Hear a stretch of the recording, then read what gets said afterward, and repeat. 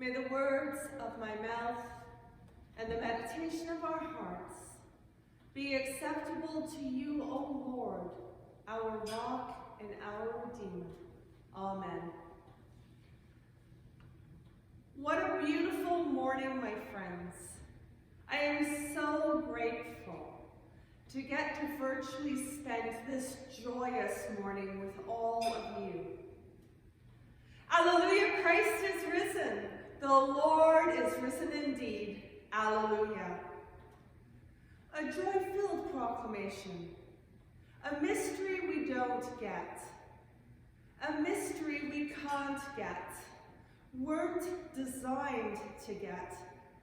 And yet it rings true to our world-weary, sin-sick souls. Alleluia! Alleluia! Alleluia! We can't say it enough, especially after not being able to say it during Lent, a Lent of true austerity. Alleluia, alleluia, alleluia. It is the balm in Gilead, the water to a parched tongue, the stream in the desert, the light at the end of the tunnel. Alleluia, alleluia, alleluia. Christ is risen. The Lord is risen indeed.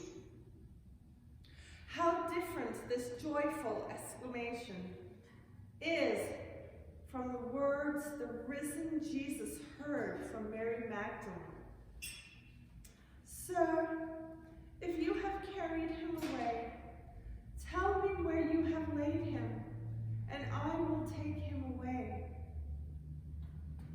You see, Mary was caught in some serious grief, and frankly, trauma. Her mind is stuck in a frantic loop. Where is he? Where is he? Where is he? The first time she says this, after she runs to the disciples' safe house to report this new insult.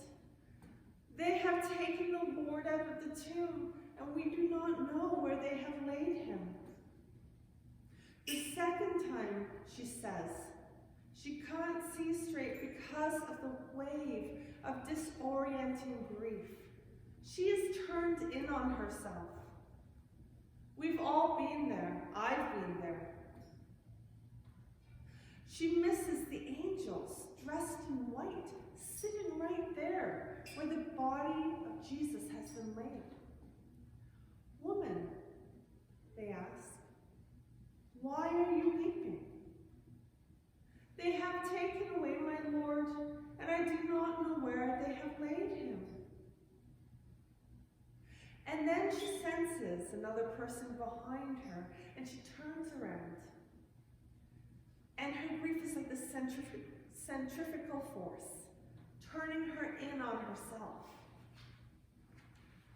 blinding her to capital R, reality, trapped in grief, and thinking nothing would ever be okay again.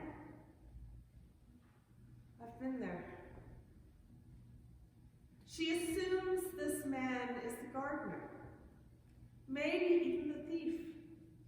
Sir, if you carried him away, tell me where you have laid him, and I will take him away. The first words spoken to the resurrected Christ certainly are a long way from how we greet him today. Alleluia! Christ is risen. The Lord is risen indeed. You see, Mary was caught up in the crucifixion vision. And crucifixion vision afflicts most of us much of the time. It is a way of seeing and perceiving the world that makes us think that sin and death are in charge. Crucifixion vision tricks us into wanting to go back to the past, to the good old days, as though the human condition has taken a dramatic plunge off of the deep, and since we were children. Crucifixion Crucifixion vision is what fuels our greed. We can never quite have enough to really be financially secure, can we? Crucifixion is what binds us in sadness when we take everything personally and think that we are responsible for everyone else's well-being. Crucifixion vision assumes that nothing will ever change in our politics, that the partisan divide is too great, that the world is divided between the elites and the essential workers, between the haves and the have-nots, between the workers, the owners, between the educated and the uneducated, between the worthy and the unworthy, and so on and so on. Crucifixion vision says the world is filled with winners and losers, firsts and lasts. And we better do everything we can to be winners. Crucifixion vision assumes death is really the end. So we better stuff our lives with as much stuff as we can, as much pleasure as we can find, as much happiness that we can have, and try to postpone that death as long as possible with whatever means available. Mary was caught up in crucifixion vision. And we can understand that. Jesus had died. She was in blaming mode. Who took his body? She was paralyzed and stuck. She couldn't get up and leave the scene, like Peter and the disciple who loved Jesus. She didn't have access to wonder and curiosity about why the linen cloths were rolled up so nicely in the corner of that tomb.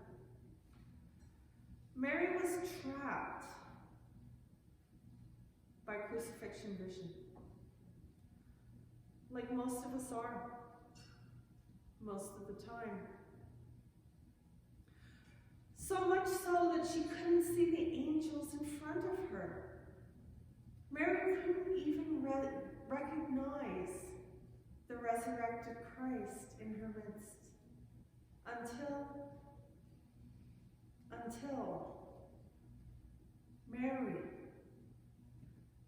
Mary, until she heard her name.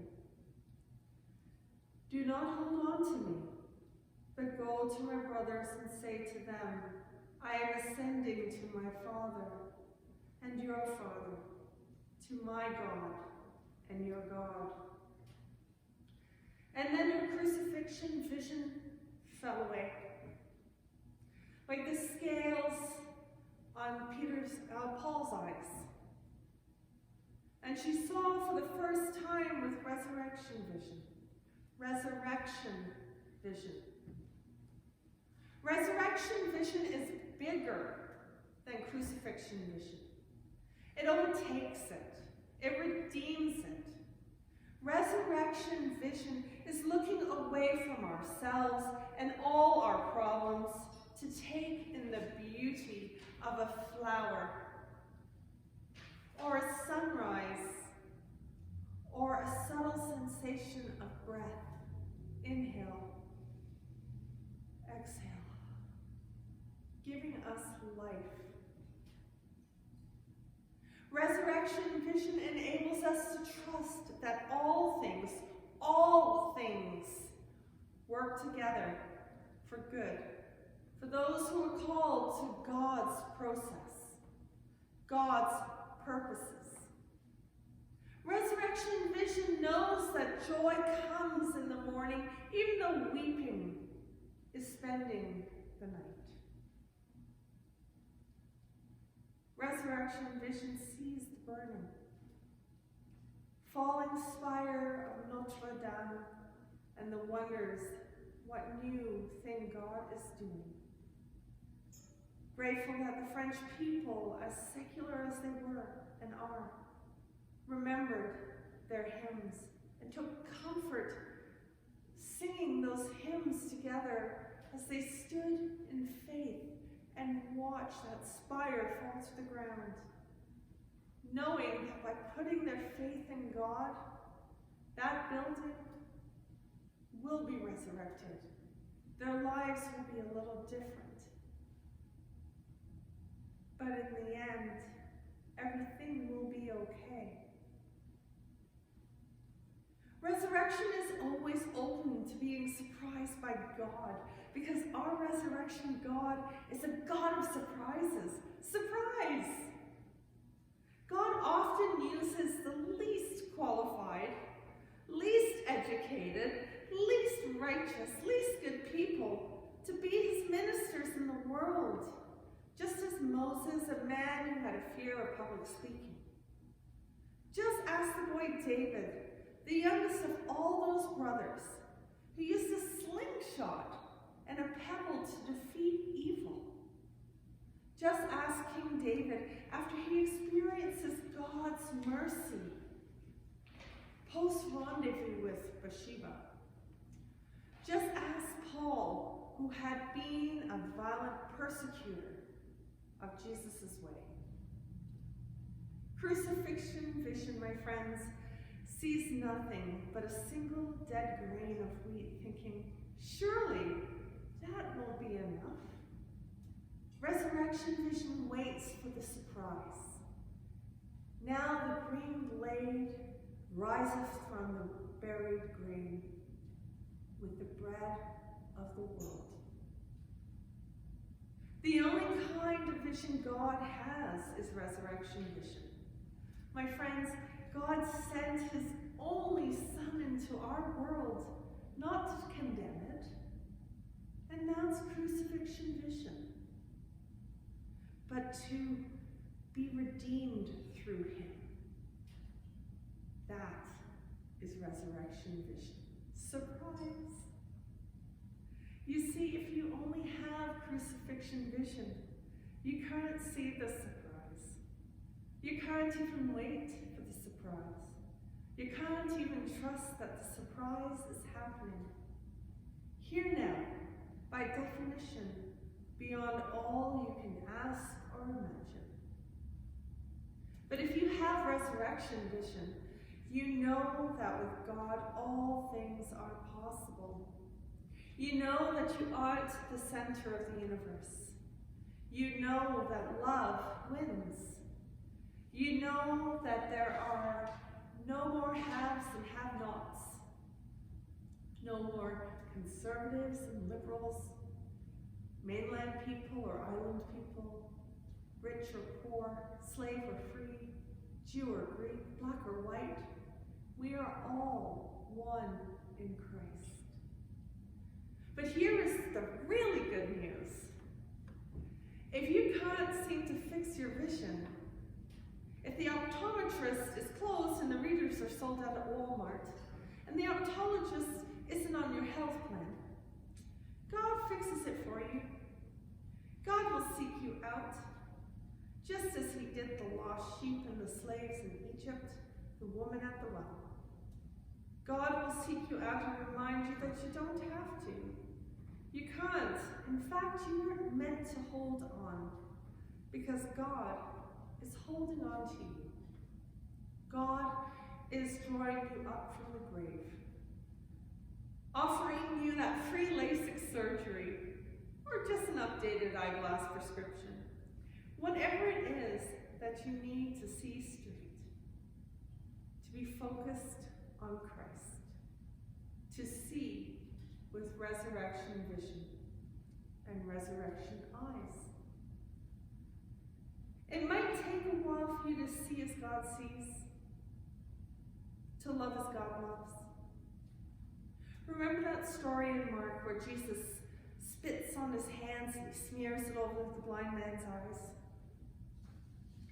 At first, the people looked like trees.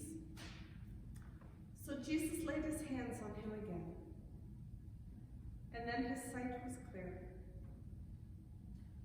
It might take a little time now, a few tries. But friends, rest assured, God is at work. In our midst, meeting you just where you are, holding you, healing you, and indeed the whole of creation, so we can see through resurrection eyes. And so, my friends, until we can meet again in person, let us all together say, Alleluia! Christ is risen.